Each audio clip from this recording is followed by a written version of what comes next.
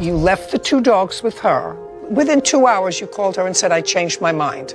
I was a little uneasy about giving her the dog. She said, I got offered a lot more money for this dog. I think you're a scam artist. No, I did not. You made a deal. I really just want my dogs. Duh. Brianna Slaniker is suing her buyer, Charity Hoovener, for the cost of a golden retriever puppy. Court come to order. All rise. Have a seat, please. Case 2188, Slaniker versus Hoovener. Thank you. You're welcome. Ms. Slaniker, is this your boyfriend? Hi, yes. This is my boyfriend and the father of our 2-year-old child. Okay, you could stand up with her. In addition to a 2-year-old child, you also had 2 dogs. Where were you living at the time of this incident? So we were living in our house. In your house where? In Redford, Michigan. Do you own the house or rent it? We rent it. Are you still living there? Yes, we are. Do you work? No, You're not. The answer is no. I am a writer. I'm also 2 months pregnant, too, so. The question is, do you work and make a living? Yes. At what? Writing. Okay. Who do you write for? Myself, self-publishing.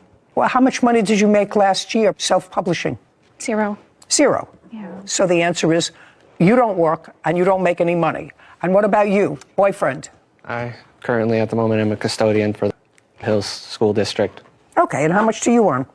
I earn $16.50 an hour. And what's your rent? It's $14.45. Who pays it? There's no question you don't. He does. I do. Impossible. Not at $16 an hour. Our brother currently lives with What? my brother lives with us as well, so we have a roommate. That's how we pay for it. And he pays some of the rent? Yes. Is your rent current? Yes. And you have a car. I do. So you have car and insurance. You have a do. car. Well, I somehow do. you're very economical. Now, you had 2 dogs. You had financial hardship, according to your complaint, and you could no longer take care of the dogs. Is that correct? Yes, that's correct. What kind of dogs were they? Our 1-year-old dog named Courage, he is a Border Collie, an Australian Shepherd mix. He's a Border Collie? Yes. Where did you get him from? We got him from a breeder back in 2021. It was probably December 2nd of 2021. And what was the other dog? The other dog, her name was Danny. She was a purebred golden retriever puppy that we had purchased October 7th, 2022. Yeah. Okay. Now, how much did you pay for the Border Collie? We paid $500 for the Border Collie. I'm still figuring out how you're all budgeting. And how much did you pay for the Golden Retriever? We also paid $500 for the golden retriever. Where did you get the money from? A tax return? So let me understand this. You have a 2-year-old baby? Yes. You have a 2-year-old baby. You got tax returns from the only income from the house, which is his, where you earn $16 an hour. And what you did was you spent $1,000 of your tax return on 2 dogs. I just am clarifying that in my own mind. Huh? Yeah, Yes. that would be a right. Okie dokie. When you could no longer either physically and or financially take care of the dogs, you put an ad on the internet. What part of the internet? We put the ad on Craigslist and Hoobly. Craigslist and? Hoobly. It's like another Craigslist type online. You have a copy of the ad? Yes, I do. I'd like to see them.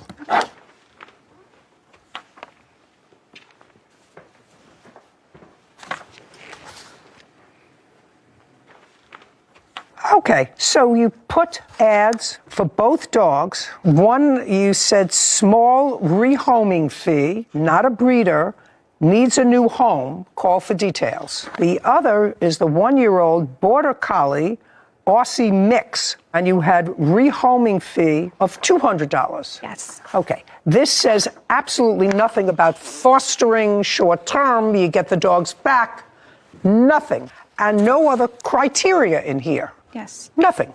So this is your complaint. The defendant answered your ads. You brought the 2 dogs over to her. She gave you $100. Yes. Yes. You left the 2 dogs with her. You were on your way back to wherever you lived, in the car, and according to you, you had a change of heart.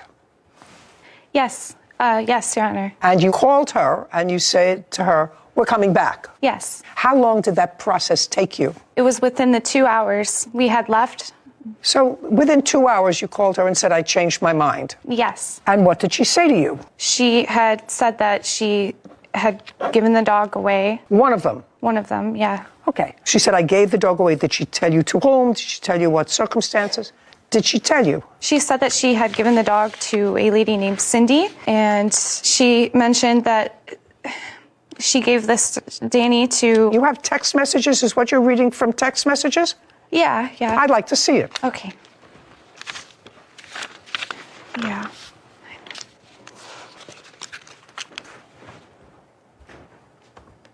Okay, so this is a text in the evening, and she says to you, my friend is traveling back to Tennessee now with my friend Cindy. Now, you went back to the house and you picked up one of the dogs. Yes. Courage. And did you give her back the $100? No. That's either yes or no. No. Why not? Now, you went back to the house and you picked up one of the dogs. Yes. Courage. And did you give her back the $100? No. That's either yes or no. No. Why not? Because she kept the other dog, Danny, which was a purebred golden retriever. The condition was to have both dogs together. Okay, show me where that is. Show me something in writing where that was a condition. It certainly wasn't in your ad. It certainly wasn't in your ad, which just said you needed to find new homes for both your dogs. It was. Did you ever say anything to the defendant about getting a better offer for the golden retriever? No. Yes. Did you ever say anything to the defendant, either on the phone or in a text, that you believed that you could get more for the golden retriever because you had paid $500 for it as a puppy? This was just a couple of months later. It was still a puppy. I'm asking you, did you say anything to her about being able to get more money for her? Mm-hmm. No, I did not. We want our dog back because of our other dog, Courage. And what makes you think you can have the dog back? Well, you made a deal. She paid you $100. You took the $100. You didn't return the $100 to her. One of the dogs was already rehomed to yet another person. She gave you the dog back. She gave you one back, despite the fact that you didn't give her any money. Why do you think that this is a deal that you can say, well, I changed my mind? What makes you... Because it was in a verbal condition to keep the dogs together. Absolutely not. Shh. Sorry. It was a verbal condition to keep the dogs together. They were a bonded pair, and she said that if we wanted to, we could... In what month did you sell the dogs to the defendant? It was December 4th, 2022. 12/4. Now, you got, according to you, the golden retriever in October of 2022. So you had, at most, the dogs together for 2 months. Yes. Yes. Well, that's not a bonding experience. How old was the golden retriever? She was 2 months old when we got her. So she was 4 months old. Yes. Well, you certainly could have gotten more than $100 for her. She must have been really desperate for that $100. I really just want my dogs together. Well, they're not together. Then you should have thought of that before you put ads here. You changed your mind. That's it. You changed for whatever reason. You felt sad in the car going home, or she's going to tell me that you had a conversation with her that involved money. No. I'm ready. All I want to know from you at this point is, and it's really not dispositive of this case, but it was in your answer. Did you ever have a conversation after she dropped the dogs off about money? Yes. Tell me about the conversation. When was it? Was it in the car? Or It was by my door, by my side door. When? At what point in this? When they came back? Or When they came back, she said, I got offered a lot more money for this dog. I think you're a scam artist, and I want what's due. I want the rest of my money. What, the rest of your money? No. I don't know. No, Your Honor, no. Never said that. Yes.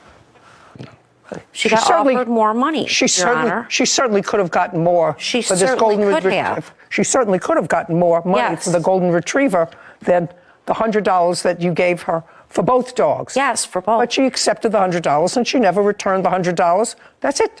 Finished. What? Your Honor, You I have wanted to keep Courage, and my friend here, Cindy, took Danny.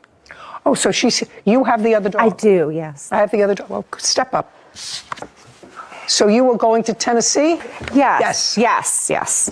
Okay. Tell me about the conversation that you had with Ms. Hoovener. Yes. On the date that they dropped the dog off? Okay. She had called me and let me know that. Well, first of Brianna, all, I believe is her name, was going to drop the dogs off. when did you have this discussion? That was on the 4th, on December 4th, 2022. She called me, I would be guessing, I don't know, I'm going to say maybe 5 in the afternoon, and told me that, I think her name's Brianna, was going to be dropping the dogs off. For $100. For $100, and she asked me, do you have, $100? And I said, well, sure. So you gave her $100? I gave her $100 to give, yes. Brianna. And I was waiting, and she was running just a little late. We was going to Tennessee. We had to get diapers and stuff. So I left the $100 with Charity, and I said, just in case she comes while I'm gone, you have the money to give her, and I'll come back when, we're done shopping to get the dog. Okay. Now, when had you discussed with her the $100 for both dogs? Over the phone, Your Honor. Tell me about the conversation. The conversation went, we had discussed the 100 for both Courage and Do you have Danny. that in texts? Yes. I'd like to see it. Not all of them, just Not all of it? Just the one that she's asking about. Yeah. How is the dog? She's doing really good. Yeah, I got her to the vet. She's growing. Oh, she 2 weeks ago was her last shots, and she's already 41 pounds. She's just growing like a weed. Yes, yes. Okay, I'm going to read this to you. I am trying hard to come up with $100 more, dear. I have 100. And you respond to her, okay, we're just going to have to feed them bread until somebody buys them. Then she answers you, I will come up with the rest. You were just feeding these puppies bread? Now, you respond to her, okay, we're just going to have to feed them bread until somebody buys them. You were just feeding these puppies bread? That's what you wrote here. Who wrote this, you or him? I wrote it. And I would assume that your life circumstance hasn't changed. You're still not working, and he's still working for $16 an hour. Sure, yeah. Right? Yes. And at that point, back in December, what you said was, I can only afford, in effect, I can only afford to feed them bread until somebody buys them. What's changed in your life? What's changed in your life financially that you think that that you should be able to stretch your budget to feed so far a 40-pound dog and the other one? What's changed? Nothing. Ridiculous people. I was jobless at the time. Kenyon was jobless at the time, Your Honor. What? Yes. He was jobless in December. Yes. You still took your tax returns and bought a dog for $500. Duh. She says to you, oh, they are both really fantastic dogs. And you respond, absolutely they are. It was a nice chapter to have them. Now their fate is with you or wherever their life journey takes them. Glad you have them now. That's what you wrote. Yes. Yeah. Yes, you're right. I'm probably going to fall madly in love. Anyway, then you changed your mind, and they reached out to Paw's organization and had a chat about last night. Your suspected buyer is being rude to us, and we want our dog back. What's a Paw's organization? What is that? When we had met her at her house, I was a little uneasy about giving her the dog and taking into consideration the area we live in Metro Detroit. There's a lot of dog fighting there, so I had to be sure that she was trustworthy. So she had mentioned to me that she is a part of the Paws organization, which is a animal-friendly organization like. Okay. Okay. Oh, yeah. You say, now you want the dog back, and you say, option A, you pay us our asking price for the dog. What was your asking price? This is after you already got the $100. Okay. So now, after you got the $100, left the dogs with her, what was your asking price? What was your asking price? The value of her. What was the asking price? It's your words. I'm a little confused. I'm sorry. Option A, you pay us our asking price for Danny. Or option B, we call our lawyers and take you to court. Yes, I at the time wanted her to repay the remaining balance of Danny, how much we had bought her for, $500. So you wanted more money for the dog? Yes. Okay, well, you can't have it. You've already made your bargain. Your case is dismissed. We're done here. Thank you very much. This court is adjourned. I think that there's a lot of evidence, a lot of things that was left out and unsaid. I thought the judge's decision was fantastic. I just feel like everything wasn't said properly. That's probably on our part. I don't think it was necessarily fair, but that's her decision. Cindy and I wanted the best interest in these dogs. It just didn't feel right. So immediately we went back to get the dogs and keep them and bring them home. It was about money. Just stick it out next time.